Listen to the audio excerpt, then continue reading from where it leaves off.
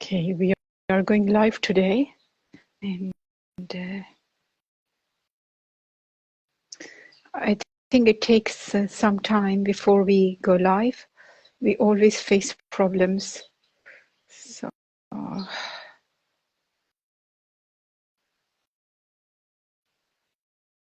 mm,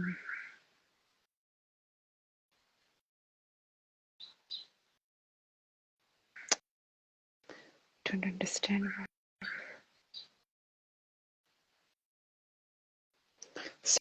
Sorry, this always happens. Oh, you're live. Yeah. Oh my God, thank God. I was getting so worried. You know, this happens every time. We are supposed to go live and we face so many problems. So, Assalamu alaikum, everyone. Hello, and welcome to another session with Anuva and from States. And today we will be speaking about the being a recovery from eating disorder at the comfort of your home, because so many people in the Muslims across the world, they cannot afford to go into the treatment facilities because we hardly have any facilities. So Anuva will be speaking to us how she recovered at home, and she will talk us through the whole process. So, well, Anuva, welcome, and thank you so much for doing this, another session, because this was actually highly requested, because so many people, they can't afford to go into the treatment, and they want to make sure that their loved one recovers at home. So when I shared how you're only 15, but when you started your recovery, it was 14. You were 14, Yeah. right? Yeah. Yes. So, how your family helped. I hope you can share these tips with us, what happened and how it happened and what was involved, so it can really motivate people to do these programs at home as well. Okay. Yeah. Of course.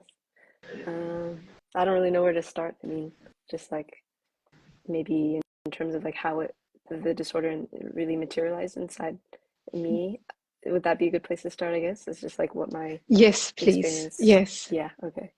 So, I mean, it's kind of strange to think about it so in depth because when I was really experienced anorexia, I was later diagnosed officially with anorexia at around 14.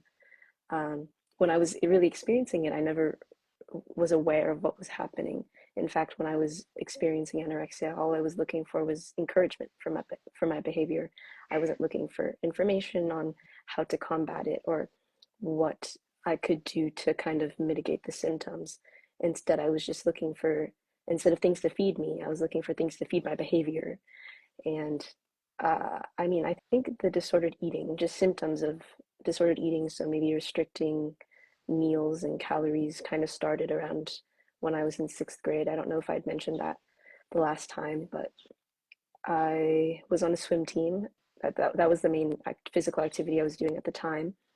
And I wanted to get better at the sport, and I saw that as being through losing weight. And I saw losing weight through a very unhealthy lens. So by restricting more and more food and exercising more and more so that they would balance out. And it kind of just grew into more obsessive behavior and an obsession with the scale as well. And then looking in the mirror, I didn't want to look in the mirror actually. So it became a very difficult lens to work through. And instead of seeing exercise as being a way of staying healthy, it later instead turned into something I dreaded or something I felt obligated to do, like more of a chore instead of something I could enjoy in my free time. So didn't you feel the weakness or the impact on your health? Because I mean, you're restricting and then you're doing Mm-hmm. this strenuous physical activity. Swimming it takes a lot of energy out of you. Mm-hmm. How did you, I mean, manage that? I I truthfully don't really know. I mean, I feel like starvation is what fueled me. It became like an addiction. Mm. Restricting more and more became an addiction, and it felt like something. It made me feel good, actually. On the contrary, instead of making me feel more and more fatigued, I felt more energized, and I felt like I could run off of this energy because I was running off of the feeling of being like skinnier or feeling like I didn't have to eat, like I wasn't constrained to food. Instead, I could just like swim or I could run or whatever I was doing at the time, because like I was trying to get involved in many different physical activities throughout like that period of my life. And now I've kind of settled into a good routine, a healthier routine. But at the time, whatever exercise I found, that was my food. Like that made me feel energized, was exercising more rather than Mhm. eating. So I wanted to ask you, I mean, you're because you're from States, you're not from, you were not studying in Asia. In Asia, we don't have much awareness. So even the teachers would never, maybe they would not pick up on if somebody was restricting. But in States, there is, I mean, America has the highest number of people with eating disorders. Mm-hmm. Your country has the highest number of disordered people. So, I mean, I'm really curious. I mean, this is not that it happened 27 million years ago. This is only last year, and eating disorder was a very trending illness at that time. Didn't your sports teacher I mean, first, this is the first question I want to know. Didn't they pick up on that, that something wasn't right? I don't know. I didn't. They never realized anything. Like none of my teachers at Mm, the school, or like I have a piano teacher, I have a dance teacher, so I have mentors in many different sections of my mm, life, but none of them really picked on the fact that I was losing more and more weight, or mhm. the fact that I wasn't losing weight in a healthy manner. So Yeah, I think that that's a very that's interesting in, point that you bring up, in that it was such a big focus of my life, but no one else really uh-huh. realized the way that it was impacting me. Because I'll be very honest with you, so because when you're in a school, you also become an Mm-hmm. issue of gossip as well. Yes. The news and the words, they travel. So if you are with your friends, and of course your friends, everybody knows everything about each other. So Mm-hmm. even if the friends realized something wasn't right, the word does get around. I'll give you my example. When I was doing my, I was in Britain. I was in physical education, and I had to stop a couple of times, and not because I was exercising or anything, but because there was Ramadan Mm-hmm. and I was struggling. So they kind of the teachers. I mean, it was a state school, and they when they realized that I was getting quite fatigued, they did ask me to sit on the side during those PE sessions. And I still remember that in UK, when I came out of hospital, I became obsessed because I was following these recovery people, and one of them was into exercise and building the muscle. And I will be very honest with you, that lady, I don't know how she realized something wasn't right. She was so strict, and this is like a private exercise class. She was so careful with me that she would make me, which was really annoying. But she would not let me over exercise. Like my time limit was 20 minutes. It was only the strength training. Mm-hmm. She would, and she made me sign a contract that I would never lose weight if I am going to exercise. So I had to like not just maintain my weight. I couldn't. I mean, she was very, very strict. She picked up on, and this is like, many, many, many years ago. This is like in 2011, I think, maybe 2012 or 2011. And she was um, quite a senior exercise coach. And I'm really surprised that in America, this is the most, everybody knows about this. And okay, not maybe everybody, but your school should have picked up on. Mm-hmm. But your home environment, Anuba, we don't come from, we come from Asian families, and everybody is like, always, everybody knows everything about us. They're always monitoring. So, I mean, yeah, like I just can't get my head around that you're restricting and you're over exercising, and how come your family didn't like realize? Oh, I mean, why didn't they realize is a very difficult question to answer. I'm very good at keeping secrets, maybe. That could be one Mm, possible explanation. But I think it was also just uh, like it was a very strange period in my life. I mean, I mm, was trying to mature and grow into like just a normal teenager, but then at the same time, I was also doing all this, I was experiencing all these struggles on the side as well. So I mm, think maybe there was some overlap there. And then they were trying to allow me room to grow, but then at the same time, they tried to intervene at a point where like it was getting very bad. And I'm very fortunate in that they caught it quite early. Mm. I mean, without them pushing me to really get treatment or to realize what the consequences could be if I continued down this path. I would have continued down that path, and I don't know what the situation would have been like otherwise. S- Yes, thank you. And so please tell me how you were diagnosed and then what happened after that. I was just diagnosed by my pediatrician, Hmm. so she just brought me in, and then it was just for like a regular physical. So I stood on the scale. They took my height. They just checked me for regular things, but Uh-huh. then, of course, my weight had dropped an alarming Yes. amount. So they took note of that, and also my period had been stopped for about 2 years. Hmm. So I'd lost it for about 2 years by that time I was diagnosed. So they weren't sure again if it was just like I was going through puberty. So it takes a while for someone's period to properly settle Hmm. as you're going through that time. But it was clear that it had like fully gone away by then. And that was, of course, very concerning because I was Yes. experiencing it regularly, but then it just completely stopped for 2 years. And there was also some issue that they found with my heart and that it wasn't beating at, I think, a regular, consistent rate. So that was also a point of concern for them. And that led to my diagnosis as well. Wow. So you see, this is what happened with me. There was no way I would have gone through the treatment. There was no way anyone could have realized that I was struggling with eating disorder, or they could have made me accept that something was wrong with me.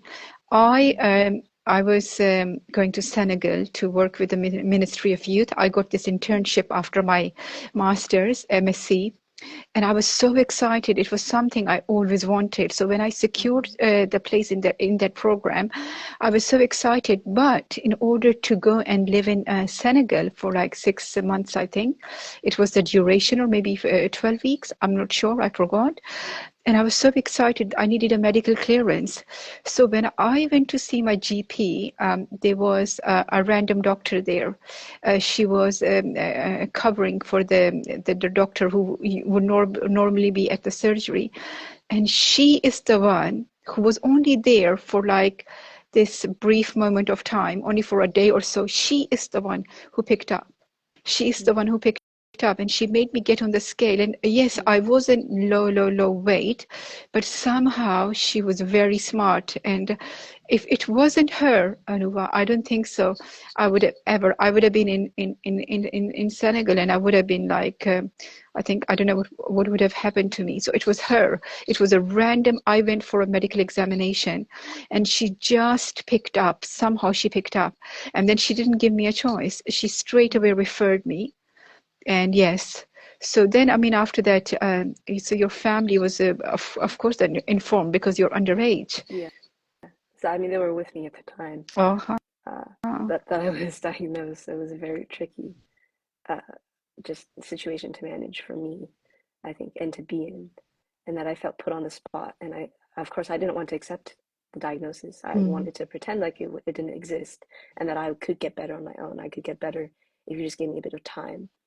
And I had been using that narrative or that phrase a lot in past examinations, Mm. in that I'll try to get better, I'll try to gain weight. But in this time, with this visit, it was either I gained weight or I was hospitalized. So, like, that dilemma very greatly impacted me in that I really had to like make an effort because I didn't want to put my life on hold because of this. Mm. And it would have been put on hold um, otherwise if I So, didn't. Yeah. so tell me how you felt. I mean, because I was given the same choice, yeah. Mm, Because they don't give you any other way. Because when they make these decisions, and something is not right, there is a cause of concern. Because I did the same thing. I used the same narrative that if you give me the time, if yeah. you just clear my medical and let me go to Senegal, I'll be okay. I'll be fine. And they said no. So I had to put my internship on the hold, and I had to do what they told me to do. Like, they simply wouldn't accept. So how did you feel when they said, either you gain weight or you go to the hospital? Of course, you have I brains. felt, I So, don't, I just felt so frustrated. Like I felt angry at them. Like, Yeah. why are they doing this to me? I felt they didn't have a right to do this to me, Yeah. and that it was, Yeah. Same. yeah, I don't. I mean, of course, I was very much affected just by like everything else going on in my life, and I wanted to Mm. continue with all my extracurriculars, and I Mm. wanted to spend time with my friends, but I couldn't do that when Yeah. like I was facing this sort of issue, and I'd never shared it with anyone. Like my friends still don't know about it. Mm. It's not something I'm open about at all at school or Mm. in my personal community. So it's kind of funny I'm doing this live right now to thousands of Yes. strangers, and then I can't be open about it in my own Mm. personal circle. I mean, I'll be very honest, like when I was put on that spot, it was really, I really felt somebody was killing me, like Mm-hmm. the life was being taken out of me. It was a very, very difficult time because I had no idea I had an eating disorder. I just thought, I was just trying to be healthy and everything. And I really felt I was in control.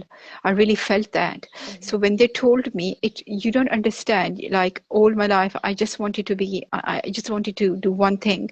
And finally, I get this opportunity of a lifetime and it's completely taken away from me. And then it was completely because, they didn't give me a choice Mm-hmm. and I had to like do what they told me to do, but it wasn't. And I think that anger played a huge part. I carried that resentment with me when even I was going through the recovery, when I was forced into the different programs and I was made to do different things, because you finally think, you're doing something which is according to your will, the starvation and eating disorder behaviors, and you think you're in control, you're doing something and you have a freedom, you feel free because you think you made a decision to have this lifestyle where you're restricting and you're controlling the story of your life, and all of a sudden they tell you no, you're not in control, and that control is taken away. That's very difficult to deal with that. Mm-hmm. So I mean, did you get any therapy? I mean, to get like, how did you manage to get over those thoughts?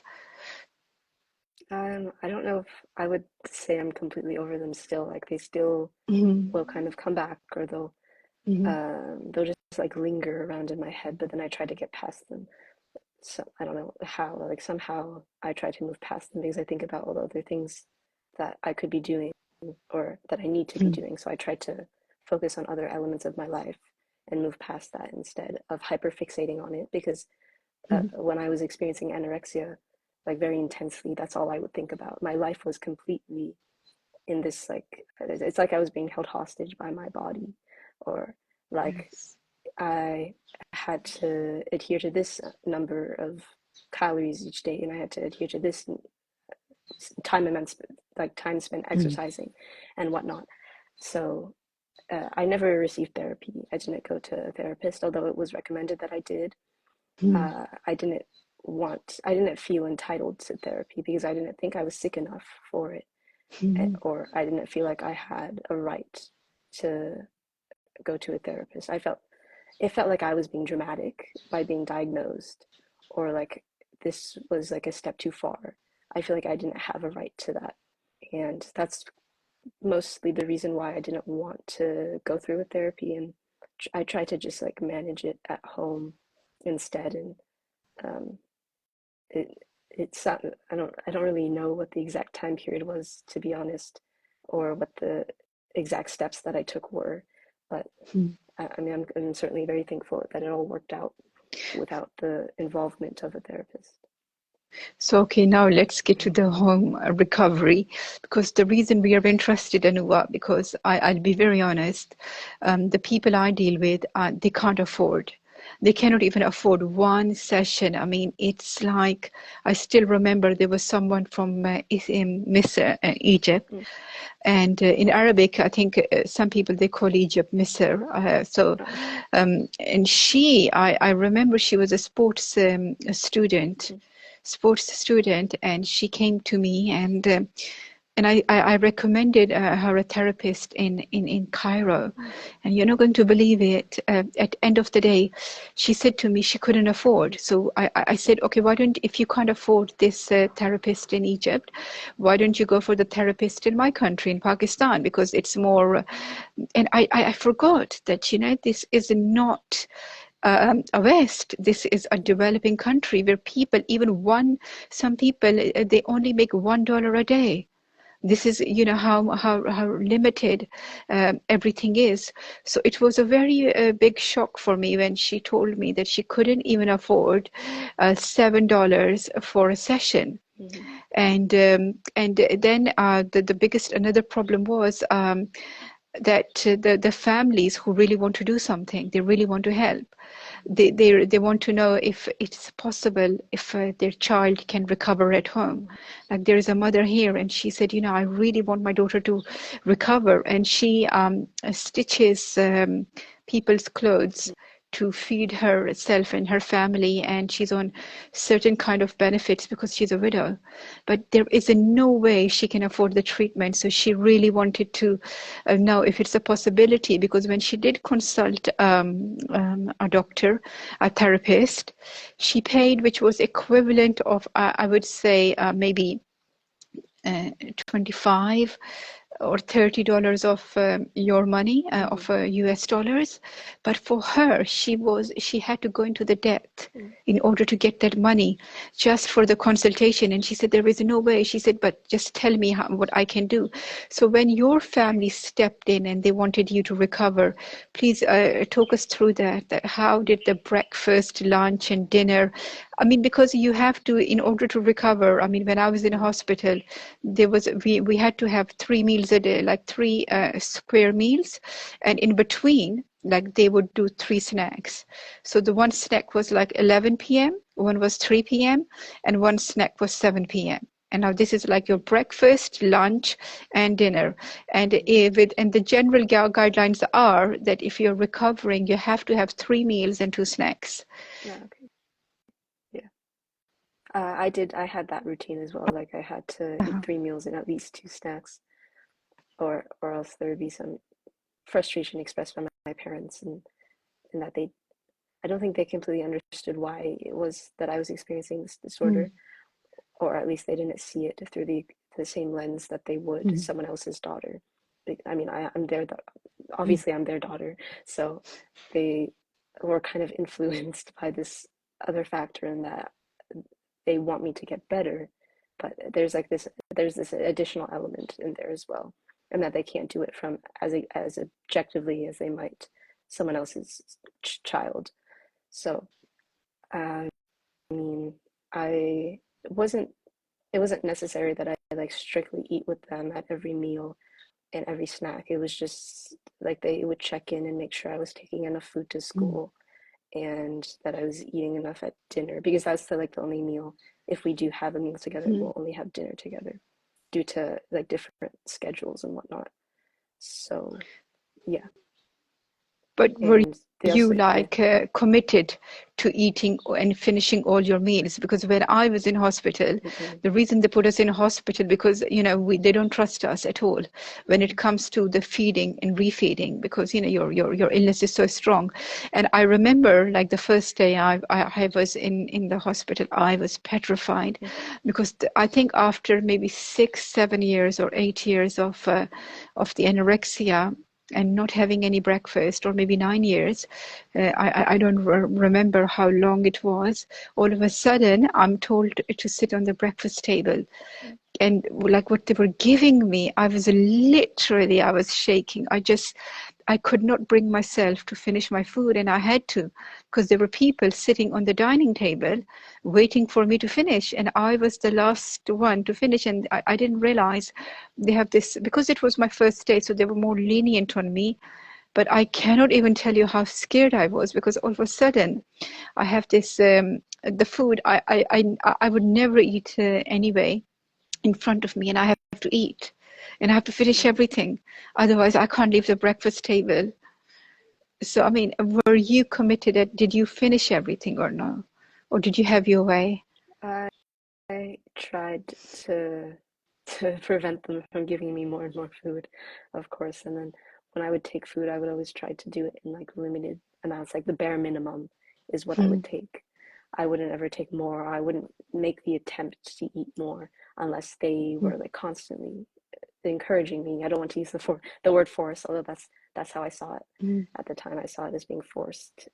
And that, I mean, again, going back to how you said it was like a loss of control, that is something I really resented them for. Is like they were taking Mm. control away from me, because control for me came in the way that I regulated my meals and like the foods that I ate.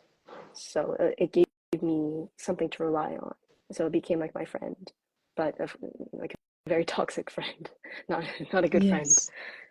Yeah. And So, I mean, who yeah, was preparing your meals? Your mother or?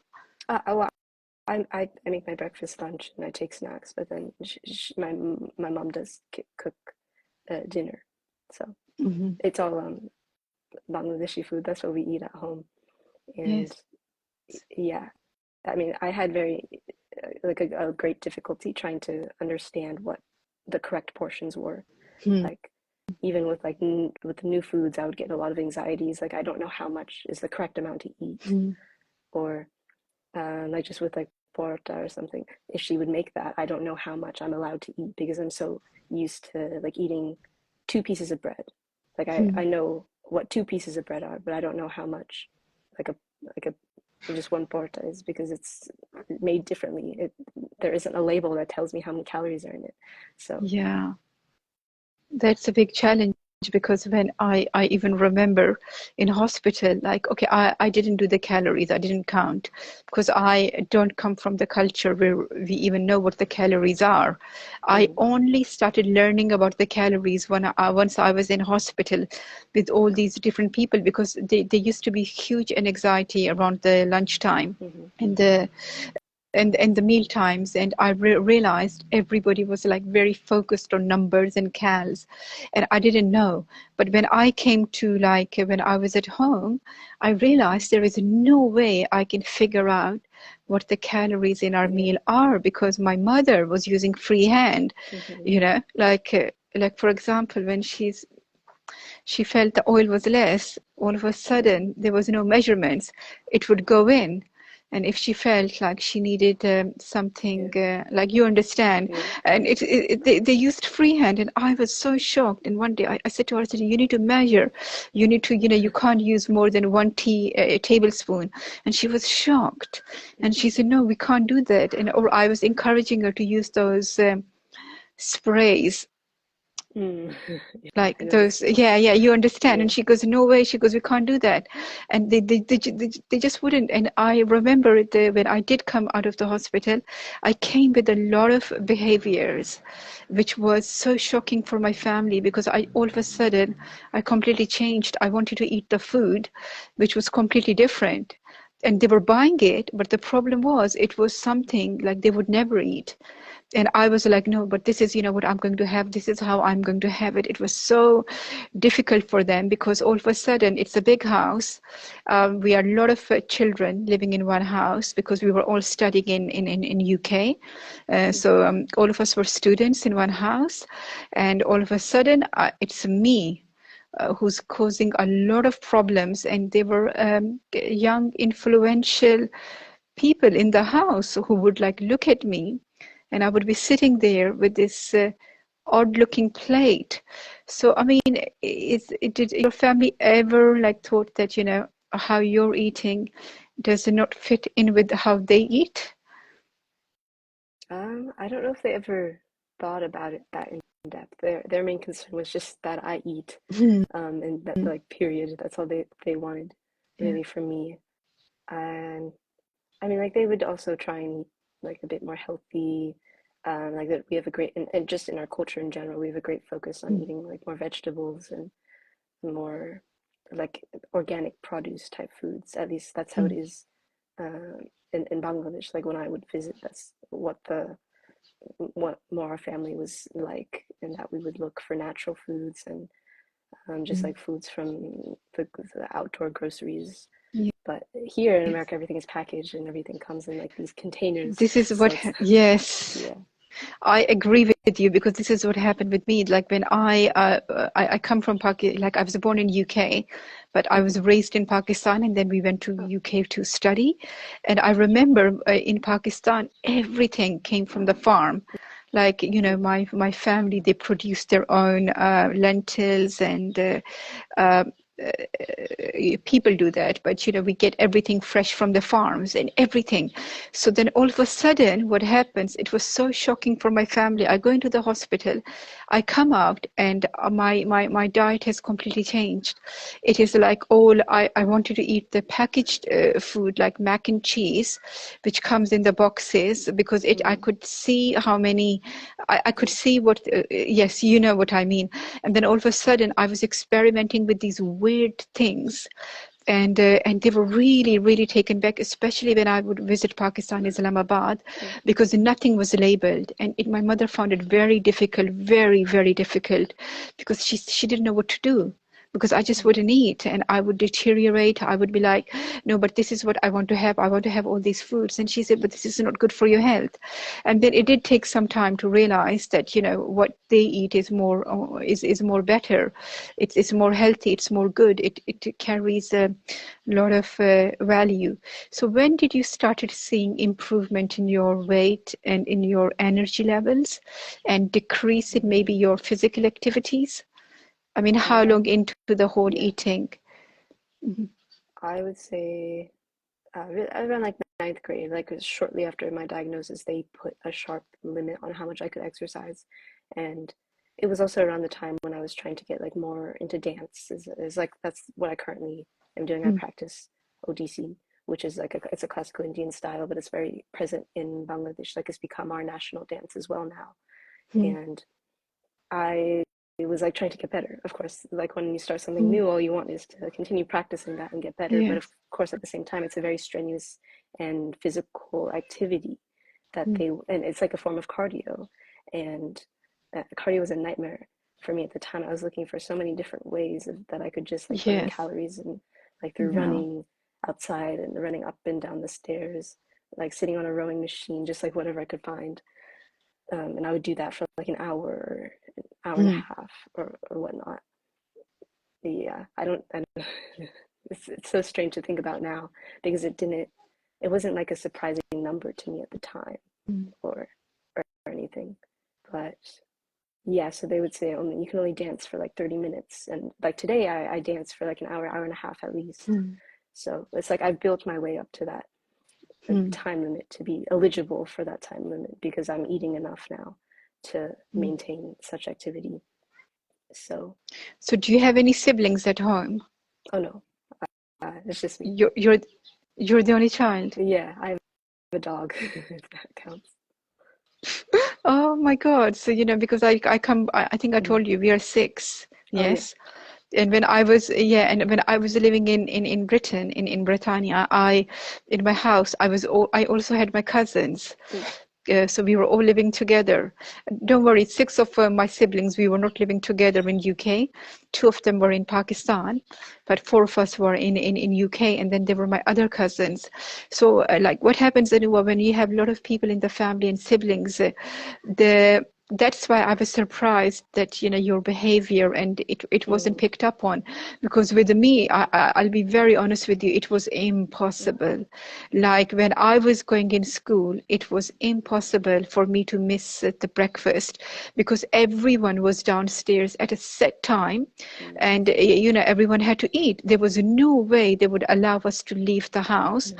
So the minimum was like the cereal or whatever we were having, because my auntie, she was our guardian, she was the caretaker of all the children, so she was just like, eat and leave Mm. so I can clear the kitchen. And when we would get home, we were allowed we had some screen time, and at the same time there were snacks available. They would allow us to have certain snacks, and we would, because we would walk back from the school when I was in my secondary school, and it was kind of a long walk. Mm. So, and then at the dinner time, there is no way, because they would count the number, the heads. Everyone had to come and sit down and eat together. There was no way. I mean, that's why I was finding it so surprised, because even here in Pakistan, because the culture of eating together is very strong, so people pick up on that if the child is not eating, there is no way they would allow anyone to go into their room and take their food into the room. Everyone has to eat together. So it's really impossible to get away with these behaviors. But at the same time, I mean, I have to say, Anuba, it must have been very difficult for your mother and father, because you're the only child, and all of a sudden, you know, you're going through all that, and then monitoring. Because I remember one girl and her mother, she had to drive to the school, take her, because she was refused a treatment in Britain. So she would go to the school, drive to the school every day, take her daughter's lunch, make sure her daughter comes out at the lunchtime, yes, sit in the car and make sure she has her lunch. And the days she couldn't do it, like maybe 1 or 2 days, when she had an emergency, she had to like really make a request to the school staff. And it was very difficult for the daughter, because the daughter became more strong with her resistance, and the mother also became more strong in her resistance, that, you know, that the daughter has to eat. So how did your family, like, how did you all balance all of that? Yeah, I think the same thing happened. In that, like, I'm a very stubborn person by nature, and then with Mm, this, I was even more so, because I didn't want to, like, I didn't want to gain weight. I didn't want to eat more. It's not something I wanted mm, at all. So, like, they would, of course, persist in that, like, I have to eat more if I want to continue with my life.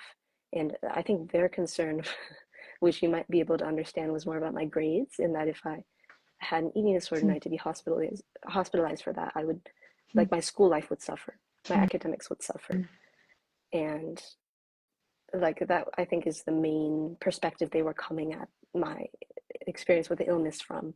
Whereas I mm, was I was also seeing it from that, but of course I was just so entrenched in anorexia mm, and like those thought processes. I didn't want to leave them. I'd become so comfortable mm. around like living in that state. You know, Anuba, speaking about the parents, I really, really like, I do feel a lot of guilt. I do, because when Mm-hmm. I left the hospital, I made a decision to leave, and I was at home, and I went back to my old behaviors, which was like I hated breakfast. And I remember my one of the, I had a private therapist as well. I was very, very fortunate and very lucky. I had a lot of help, like anything and everything I could ask for. I had an access to, like, you know, great people, great friends, great family. Even there was a therapist in my family, my father's sister, she understood. So I had a lot of support. The problem was I just was so stubborn. Like when I came out of the hospital, I just wanted to go back to my original ways. I was dying to go back to the way I was, Mm-hmm. because I was like, they forced me into this recovery. There is nothing wrong with me. They need help. I don't need help. I'm okay. I'm in control. And then the problem was, like, one day the therapist, she said to my mother, just, you know her meal plans. You have been given her meal plan. Just simply make the breakfast and take it to her room and leave it there. And she did. And when she did, I refused, because I was so angry. I said, look, if I want to eat, I know how to eat. I know how to make my breakfast. Why did you make the breakfast? So something, nothing, like, it was a good gesture by her, but I Mm-hmm. completely snapped. And at that time, I didn't realize till when I started this website, and then there was a mother who came to me, and she was breaking down every day, because every day her daughter was, I covered her story on my website, and every day her daughter was slamming the door in her face every day. And the days she would think that, maybe she has eaten, she would waste the food. And she was getting so upset. She was getting so upset that it was actually so difficult to, just to see her. I've never seen anyone cry so much. And I think when she was telling me, I remember it made me reflect on what I was doing, like what I was doing, how I was. And Mm-hmm. I was really like drawing attention to myself, because when even I wouldn't socialize in the family. And even if I was made to go out, I would be like, no, I'm not eating. And it was like my way of getting back at what I was made. I was Mm-hmm. kind of forced into. So the reason I'm saying this to you, I realized it was destroying the peace in my family.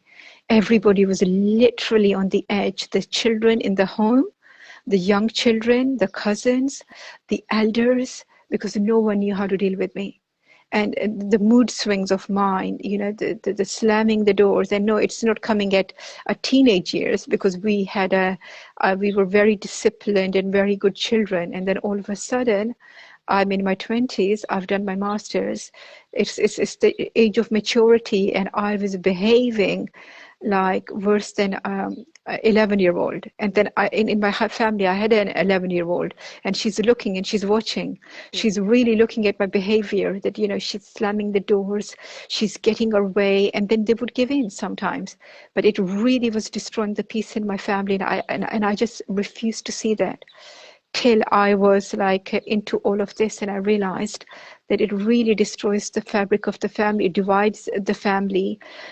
People develop ill feelings, and they stay on because they think, you know, because you see, the problem with the people with the eating disorder is they're very smart, they're very bright, they act normal, they're very normal. There are no abnormal behaviors except from the abnormalities in their eating patterns, right? And certain things, yes. So we appear, and we are quite intelligent, and, you know, we are quite genius. So they really thought everything was normal with me. But then all of a sudden, this other side of mine was coming out, like the three faces of Eve you study in psychology. And then all of a sudden, I'll be normal. And then all of a sudden, it comes to the food, and I would become like this Dracula. Like someone is coming out of their hibernation, and they're going completely insane and crazy.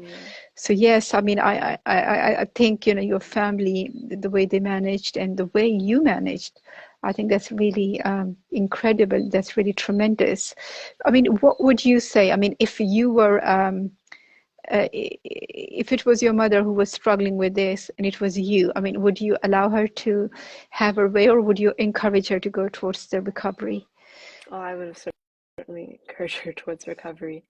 I mean, it would have completely like overtaken my life if I hadn't gone through with recovery. If I hadn't like just tried and made the effort to go through with that process, like I don't know where I would have been today, because it was just such a gigantic obsession, and it just like it completely, like it turned my life into fog. Like I don't even remember anything from that period. I couldn't pay attention as much in class. I Yes. didn't want to socialize, as you said, with like any of my friends. I didn't want to socialize in general. I just wanted to exercise and like stay in my world. I felt very isolated from everything and everyone, and it was not a good time period at all for me. No. So I would most definitely push her towards recovery. Yes, you know, this is one thing we all have in common. You know, if it's us, we delay the recovery. But when it's someone else, you know, we really want them to recover. Sometimes it's like, you know, oh my God, but how can you do this? And another thing is, Anuva, I'll be very honest with you, like what really helped me, because I was a very, very bad case. I was a very, very bad case. I just couldn't do anything solid. Like I was at that stage, I couldn't.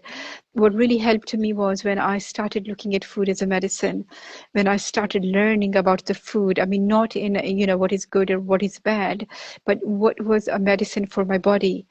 And especially learning that, you know, food has a power to cure the illnesses. Like in Pakistan and Bangladesh, you know, when we are ill, they don't go to the pharmacy and buy the paracetamol or ibuprofen or Panadols.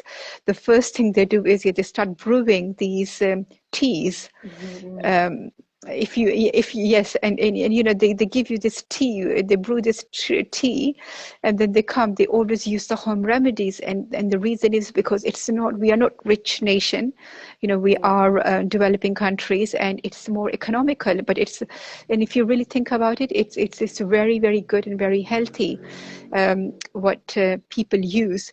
So in our culture, I remember they started talking about using one of the herbs in the food. When I was in Britain, and I was doing this optimum nutritional course. What a joke!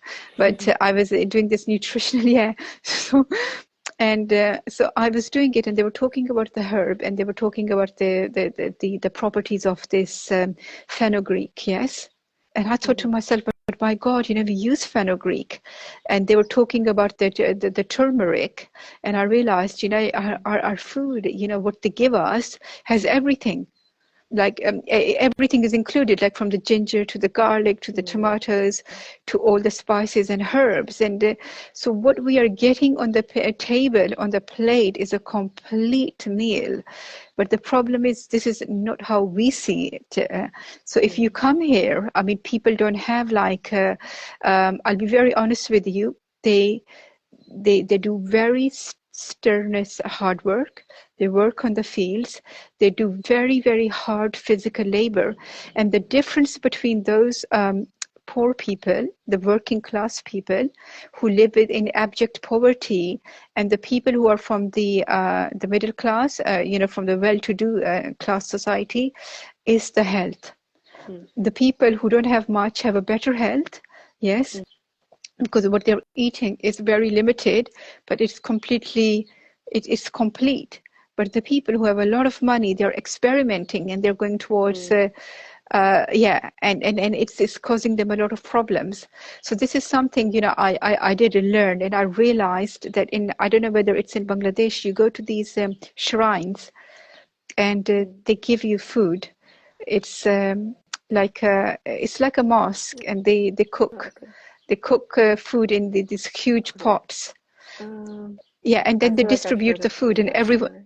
yeah. So, everyone eats the same thing, yes. And if you go there, all the poor people, they gather there, they go there, and now they can't afford to have like 7-course meals or 3-course meals or this.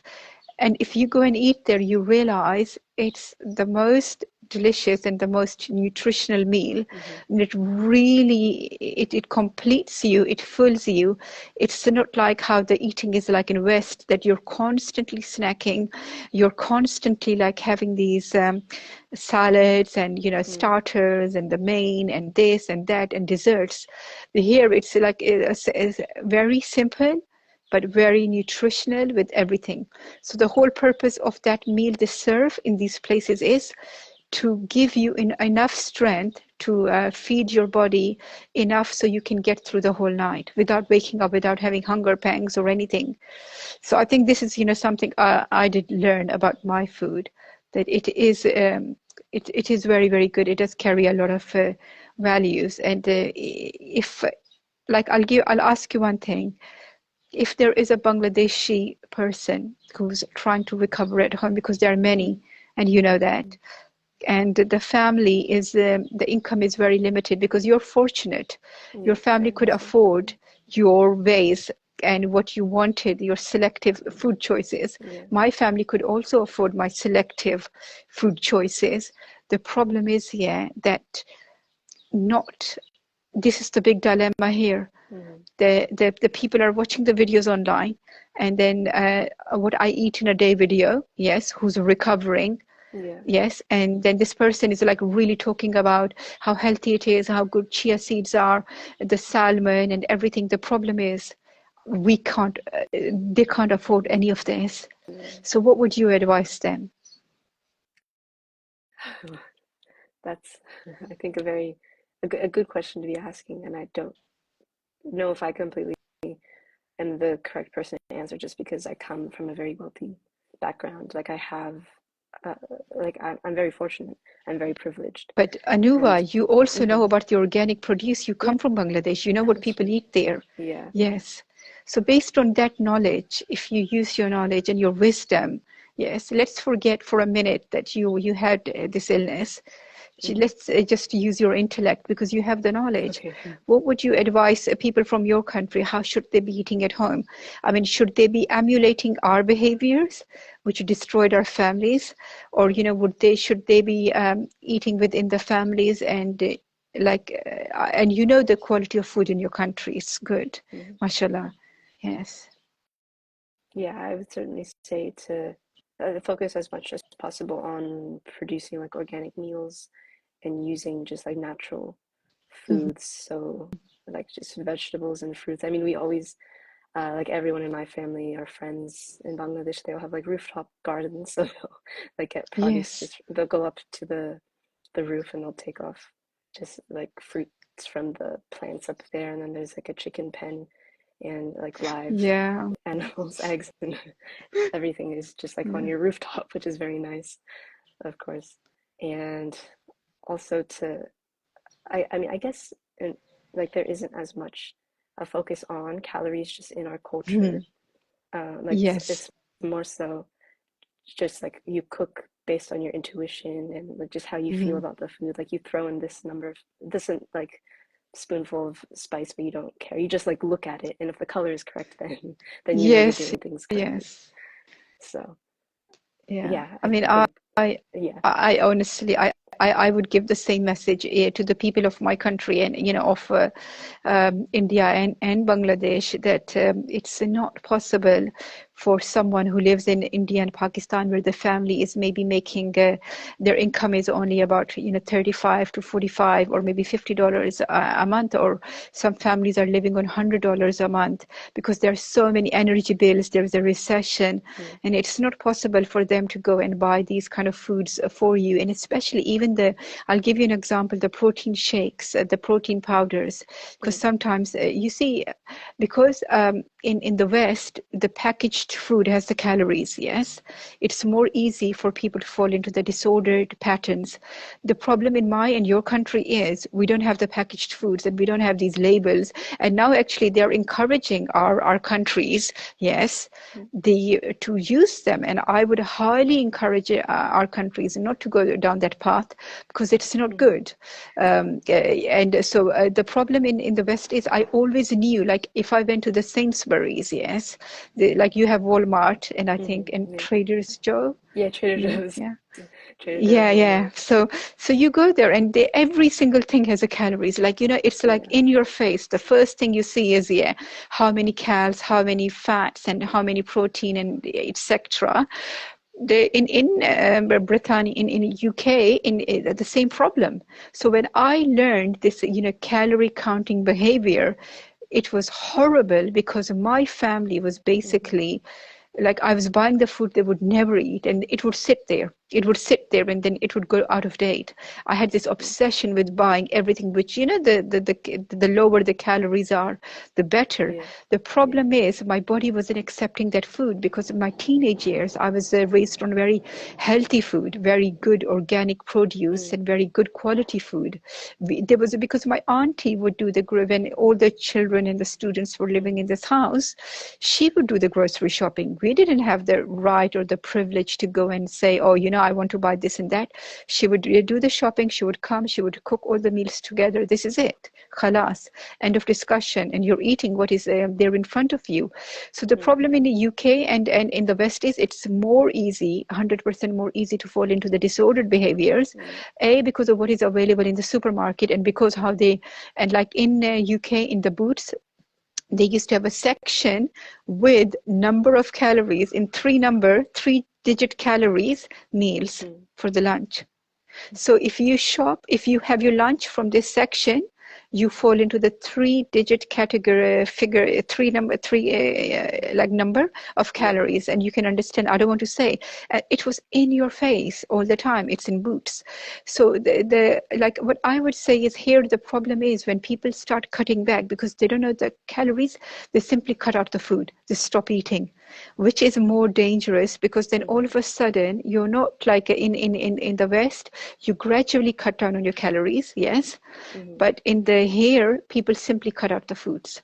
Yeah. Like if they really want to lose weight, they will start cutting out, which is like really really really unhealthy and really really bad for you. So I mean, like the reason I was saying that when they go through their recovery and sometimes they are recommended by the doctors because it's an emergency situation, they can't go into the hospital, they recommend them those protein shakes. I think in the UK it's maybe Ensure Plus or Complan Mm, in 40sip is in UK. 40sip, yeah. okay. Oh my God. I want to know if you were given 40sip. I don't know, Nuva. I don't know I where the wasn't. 40sip would have No. ended. No, you wouldn't. I did. I had to go through that in hospital. Like I was forced into those shakes. Oh my God, it's not nice. So here they recommend, and the problem is those boxes, yes, they cost a lot of money because, those are protein boxes. and they're finished within 4, 5, 6 days, yes, and it's still a liquid. So the more better way is if they go for what is local and what is produced locally, and they eat at home, and they make and they learn a bit about the nutrition, because there was someone who was really deficient in iron, and the family didn't know what to do. So the mother was very wise woman. Someone told her, you have to start including a lot of beetroot and a lot of turnip, yes, in the vegetables. These, if you juice them, and if you use a chicken liver, she will recover, and she did.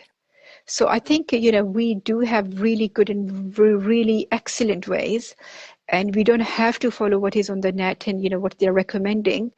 And if we follow that, what fits within our family's budget as well, I think that really helps people. Yeah.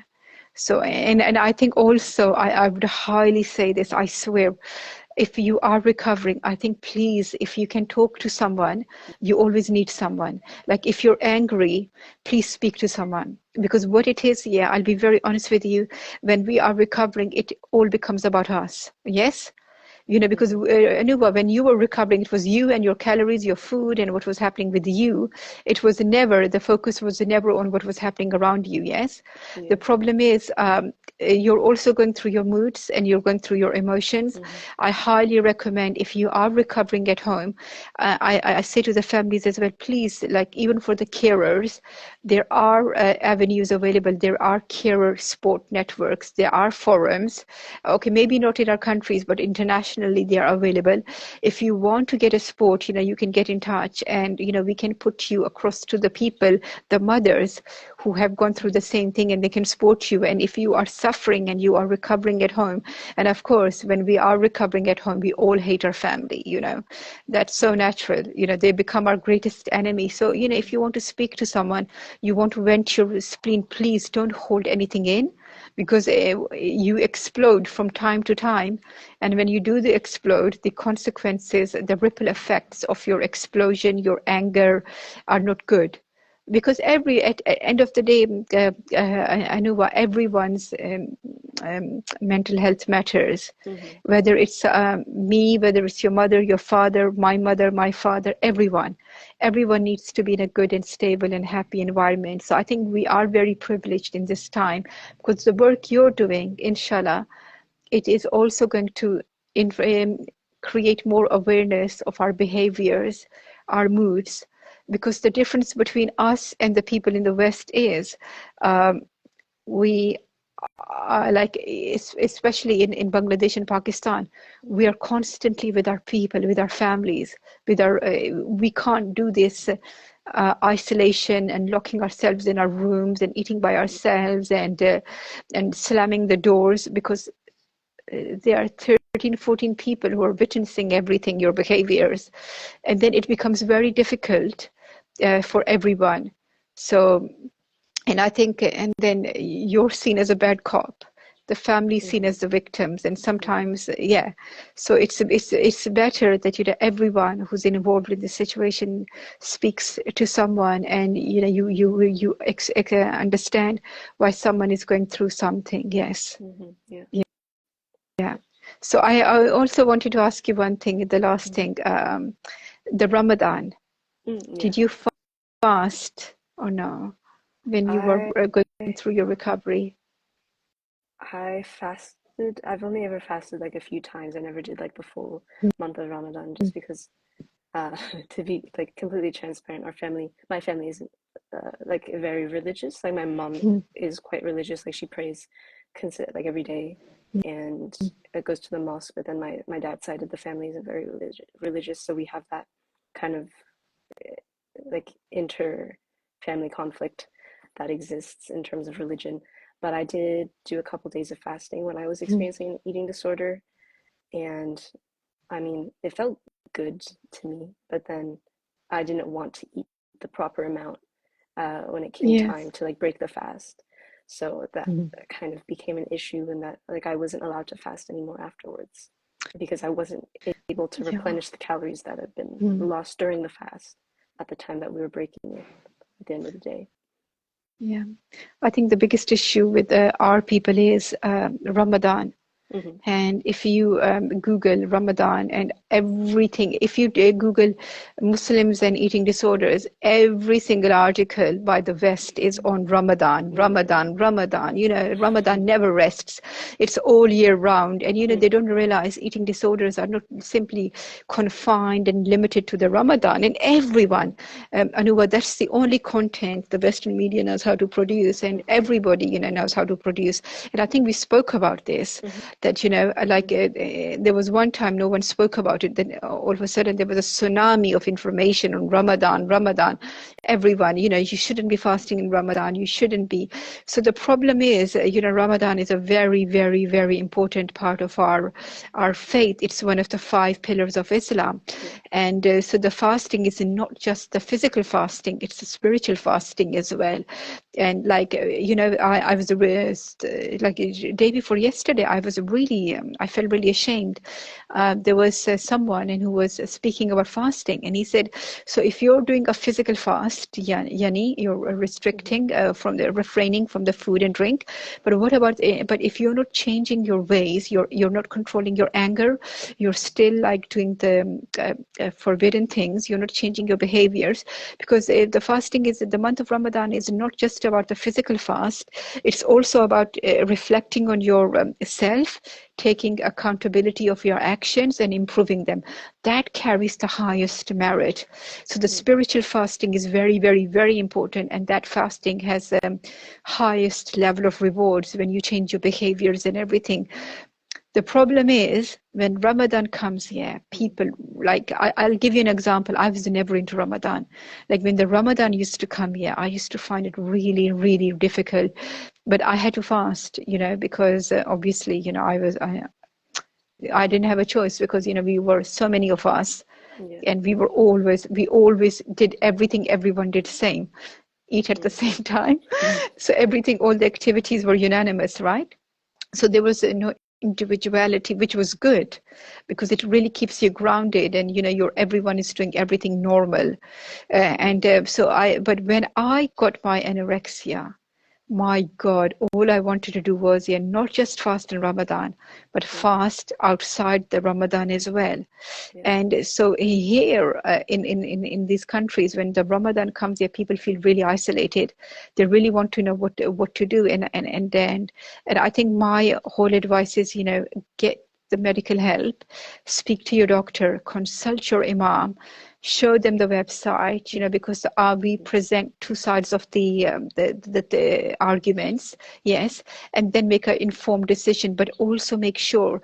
And please, this whole thing, no, we can't afford help.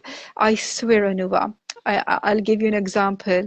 Uh, in my where I live in Islamabad, yeah, there is a one doctor, Mm. yeah, Mm. yeah. May Allah bless him and give him really long life. Yeah, he studied in UK, and he came back to Pakistan, and he opened his practice, yes, with the simple intention of helping people. So Mm. and he charges the most nominal fee. It's nothing what he charges. Anyone can go to him. At the same time, when his people, because he's from the Khyber Pakhtunkhwa, he's from the Mhm. Afghan, the Mm. Peshawar side, his people he treats for free. So he's got all this medication. He creates his own, produces his own medical medicine as well, and he keeps them stored in his house. And when his people come, because his people are very kind of poor people, they're doing very hard labor, he gives them the medicine for free. Yes. So, we are very blessed in Pakistan and Bangladesh Mm. and in India, because people are not limited by the medical guidelines like the way they are in West, because in West, Mm. God forbids, if you do anything which is outside the medical book, yeah, you are Mm. cancelled. In our countries, people will go out of their way to help you. So, just to say this, unless your daughter is in a, like someone said to me, no, I'm not going to recover. She's from, I forgot the name of the country, it's next to Afghanistan. She Mm. goes, till I'm in this proper medical facility. I said, if they do put you in this eating disorder facility, I said, you would run a mile within few seconds, yes? So, Mm. make most of what is around you, make most of those sources and resources, because this is what is going to help you. Yes, and these people, they use compassion, they work from their heart, so the recovery can happen anywhere and at any time. And we really have to take into consideration the countries we come from, like the Muslims in some parts of India, they're going through very tough times. Yes. The people in the Kashmir, they're facing their own problems. The Afghanistan has a huge crisis on their hands. We are going through very difficult time, and the Bangladesh, the students are going through very difficult time. It's not over. It has just begun, the problems. So I would say, please find the nice person and they will go out of their way to help you. I swear, go tell them what you are struggling with and they will do everything. And I have experienced, like I bear witness to this. It happens here. It's not about the money. The recovery is not about the money. It's only about the money when you are in the West, because they do take a lot of money. They take everything out of you. And at the end of the day, you're still not 100% there. I mean, you're paying and paying, because if you want to get help through the NHS in Britannia, the waiting list is so long. In the USA, you have to qualify on the insurance, and half of the time you don't even qualify. The insurance will not cover. And if they do cover, because there are so many people, they paint everyone with the same brush, that you don't recover. You go back and then maybe the insurance will cover you for once, maybe twice, third time, no way. And then the family is in a huge trouble. So this is, the reason I explain this to people, because I have people in Africa who really believe in this narrative from Algiers, from Algeria and Morocco, mainly, who really feel that unless they are in America, they're in Britannia, they are in France or Germany, and they are in these most expensive facilities which take £80,000 per person, and maybe $150,000 in your country, they will not recover. They really believe, and I'm telling you, no, you can recover. Just make your will, get strong. They are doctors, honestly, and a doctor is a doctor. He's treating your illness. You are ill, you're sick. So when you go to him, he will go out of his way. Some of them, they will go out of their way, and they are therapists. It has happened in my country. There was a student, and so she did approach one therapist, and she said, you know what, you can't afford, I'll do it for free. I'll help you. Because we don't have this, guidelines, where people will come down on us and they will start canceling us. Our countries are all about, working from the heart, following your heart and following the compassion. But whereas in West, there is no way a therapist, she has to go through the whole proper guidelines, and she has to do, even when it comes to the nutritionists, they will get cancelled, Anua, if they do anything which is not in the book. They look at the book and they follow the book and then they guide you through the book. They can't do it, but here people will do that. So so the message we want to give is, let's not focus on how expensive the treatment is, how the recovery is impossible, because it's possible. It doesn't matter where you are. Honestly, just find the way, go out, go to one doctor, go to the other, do your research, go for the homeopathy. There are homeopathic doctors available. Like I gave you the example of this girl from Singapore. Her family went to India, $15 for 2 months, and she got well. $15. Like, what is $15? And this, honestly, and her mother, honestly, because they couldn't afford Singapore. Singapore is horrendous. It's so expensive. I swear. It's like, everything is like horribly expensive. So this is, and if you are in UK, and it's a very confusing there to recover there as well, because the liberty and the freedom children have, like, it's like the children, they have the control of everything, the food, the choices they make, what they want to buy, and everything is labeled. And then the family, they have to be very, very, because of how the state has so many involvement in how you should raise your child. So things sometimes don't work out, and the families do break apart, Anuva. They do. So if in the West, I would also give you the same advice. Please, if you are not getting help through the NHS and you are on the waiting list, which is going to be forever, and so why don't you get help from either Bangladesh or India or Pakistan? Do your research, because there are people available online, or maybe take some time out, come to us, come to our countries. We need help. Our economy needs help. Come to us, and you will honestly find people Yes, you have to do your research, but you will find everything. You will find the great food, you will find great nutritionists, you will find great therapists, and everything is going to cost like a fraction of what you pay one therapist in these countries. Because I'll give you one example, Anuva. This is the last thing. One girl who was studying with me, I cannot say the name. We were together we were studying together. She went through horrific ordeal with her mental health, horrific, because she was sectioned. And you know about the sectioning. When if you don't if they think your mental health is like what happened to Britney Spears and Paris Hilton in your country, Right. and then when they were forced into these institutes, yes, and when you're locked up and you're medicated against your will, and they take control of everything, yes.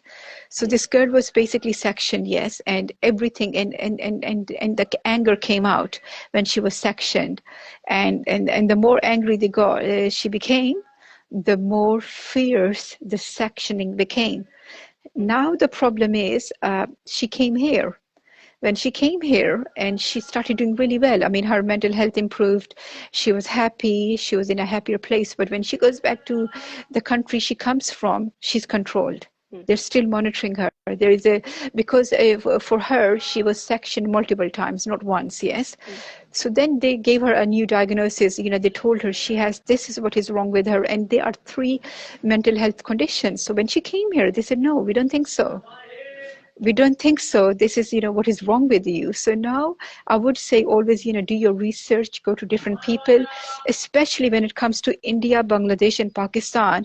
The reason I mention all these countries, Anuva, because there are therapists available online. So do your research. If you're Pakistani, it doesn't mean you have to use someone from Pakistan.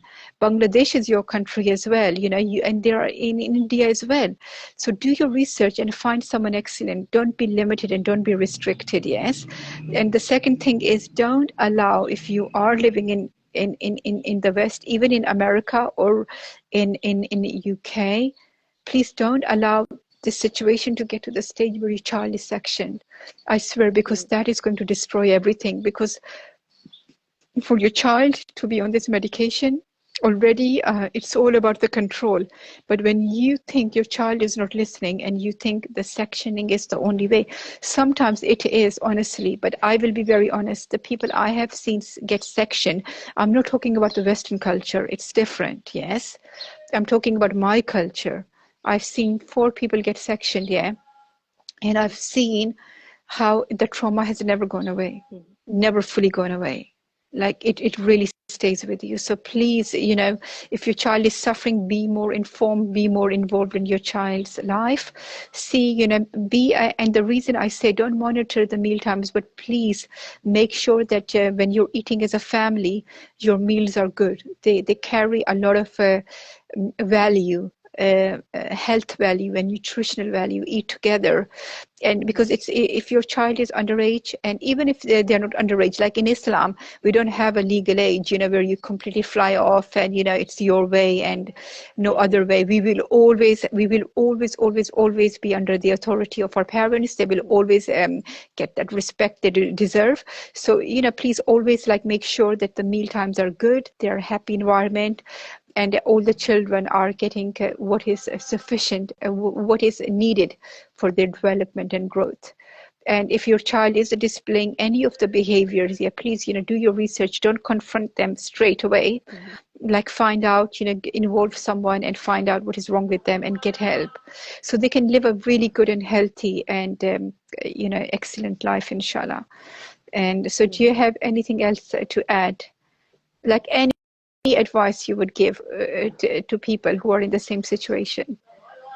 I mean, I completely agree with everything you just Mm. described, in that, um, you shouldn't confront the child directly. I think educating community members, instead of trying to concentrate who is has the best access to this information, in researchers or in doctors and people who work in a hospital setting. Instead, our goal should be to try and educate the community as a Mm. whole, and educate family members on how they can better support someone they love, or even educate the individual experiencing an eating disorder on how Yes. they can seek treatment, because that is the only way we can make progress in this in this work and in this field, instead of trying to Exactly. make like this elite group of people who only understand the disorder and then try to give Become the the information in small therapists. doses. No, Yeah. and the people who try to become the therapists at home. Yes. Yeah. Yeah. Yeah, I remember one girl, she was 13, and oh my God, it was a nightmare dealing with her family, because her mother was like, look, because I was speaking to the girl, with the obviously, I mean, when people come to me, like now I do, I'm very strict. I'm like, okay, Hmm. how old are you? Do you have a consent of your family? And even if like they're underage, I mean, it's not like, I'm feeding them anything poisonous or anything. Hmm. It's a recovery website, and so she was speaking to me. So the mother found out, and then the mother was like, she tells you everything, she listens to you, but she needs to listen to me. I'm the mother. I want to tell her what to do. I want her to listen. Tell her she needs to listen to me. And I'm like, I said, I can't. I said, for the reason, because you don't have, and then the mother was really, really hurt. She said, no, but I want her to listen to me. I want her to tell me everything. And the problem was the daughter. She was like, no, I don't want to tell her anything, because she doesn't understand. When I do tell her, like she said, I don't have that um, mental understanding compatibility with my mother. I don't feel comfortable telling her what is going through my mind. But whereas with me, she felt comfortable. And like, when there was emergency situation, when she was locked in the room and the mother didn't know what to do, and I was getting phone calls at 3 a.m. in the morning, not just the phone calls, million of phone calls. Like if she didn't get through to me on WhatsApp, Hmm. she would use Telegram. Hmm. If she didn't get through to me on Telegram, there was like Skype. Like she knew every single one of my social media. I was getting the non-stop calls, and then I would like contact the girl, and I would be like, okay, please come out of your room. What has happened? And I would spend hours and hours. And I would highly advise, please, use the expertise of the professionals. They are not really, really expensive. Speak to them. Yes. Speak to them. The telephone advice doesn't cost much, yeah. Unless you're using a telephone advice in UK and the USA, they bleed you dry. But they do also have some free helplines where they advise you. I swear, I advised someone I regret, and guess what? Hmm. Within 25 minutes, yeah, she was given a bill of $150. And then I honestly, and she did nothing. This lady did nothing. I swear, I was shocked. I'm like, oh my God, $125 just for 20 minutes, yeah? But I'm Yeah. giving you the skills, life skills. Yeah. What do you mean? Life skills, yeah. If the child is throwing a tantrum, he doesn't want to listen, yeah. So what is the mother going to do with that life skill? It's not helping resolve the matter. So like I'm saying, look, please just do your research. People are available. There are platforms. There are people willing to come forward and help and advise you. Don't make your family environment a place of hostility and a place of poison, because your home is your paradise. This is where the child and everyone needs to feel more secured. And if it becomes a hostile environment, it doesn't help anyone. So yeah, thank you so much. And the last message I have to give to my people, I'm really sorry. I know for the last 5 days or maybe 6 days, we had a lot of problems in my country. The network services were down, and I thought something was wrong with my phone. So I was basically, because I had an in access to the Google, so I was Googling what was wrong with my phone, why I wasn't getting a network service. And surprise, surprise, the first thing they do when they can't control the situation in here, they shut down their network service. Yes. So basically, there is a lot of protests are happening in my country. People are really worried. People are asking for the prayers, because people are out there. They are risking their lives. They're risking their well-being. They are 10-month-old baby which is out on the streets, and because they are not happy with what is happening in the country. And my message is, I really feel for all of you. I swear, when I am following the news, I can't do anything about the network service, because it's not in my hands, the mobile operation. And all I can say is, yeah, please be safe. Yeah, look after yourself, support each other. At end of the day, yeah, please, like I said this before, Allah made everyone as a leader. Everyone was born with the qualities of a leadership, and the leader is who does good by himself and does good by his people. So please support each other, help your people, give them emotional support. This is a very, very difficult time, because I can hear at night time what is happening, because I'm in central Islamabad. I know what is happening. I know there are roadblocks. I know there were unnecessary unlawful arrests being made. I know they are trying to crush the voice of the resistance and of hope of the rights of the people. And I honestly don't know what to advise you, because this is going on for 3-4 years and people have really suffered unnecessarily. I really feel for you what is happening in Lebanon. We don't know how to deal with that. It's really heartbreaking. People are heartbroken. My people are from Lebanon as well, from Beirut, and I was in Beirut. When I was in Beirut, I saw what they did. I saw the consequences of 26 war in Beirut. I saw the lady who was with me, she took me to the areas, what happened there, how the indiscriminate bombing happened. And the problem is, the world is going to move on, yeah, but what about these people? Anuwad, the recession goes up, the prices go up, people really suffer. There is no one there to pick up the pieces. So I would still advise you, please, anything you can do to help the people of all these countries. The situation in Afghanistan is not good. In Balochistan, it's not good.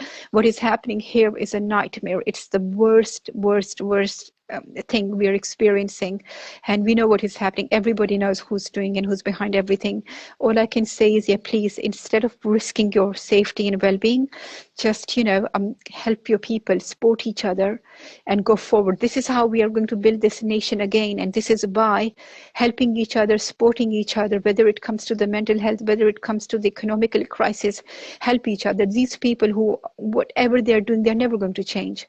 Whatever their narrative is, it is to destroy the people. They're never, ever, ever going to work for the people.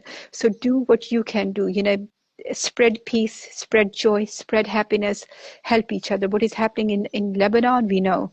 And what is happening in Gaza, we know. What happened in Bangladesh, what happened in India, Kashmir, we know what is happening. So my advice is, please get strong. Do well in your life so you can help change the situation in the world. And it's not going to change if you're weak and you're suffering and you're struggling. Yes. So don't lose hope. Inshallah, I have full faith. There is no way. I refuse to believe that the crises in my country are going to last forever, because we have suffered for 60 years and this cannot go on. Things have to change. Allah has to give us the good people who are going to care for the people. We cannot forever have the bad people. And same with the Lebanon, same with the Gaza. The genocide cannot go on forever. It's not possible. It cannot. So inshallah, please, it's very difficult times, but let's support each other. And if you do need help, you want to speak to someone, please reach out. We do have access to people who can speak to you and who can help you, guide you through this process, inshallah. Okay, so thank you so much, Anuva, for joining us. And it was so good to speak about your recovery at home. And I pray, inshallah, that you keep taking the steps forward and you make the difference, not just in DC where you are, but also in Bangladesh. Because trust me, people in Bangladesh do really, really need help. There are people really struggling. And I hope your work is a platform to bridge this gap, the geographical gap of getting help, and it helps everyone, inshallah. Okay, thank you so much and thank you everyone for joining us. Thank you.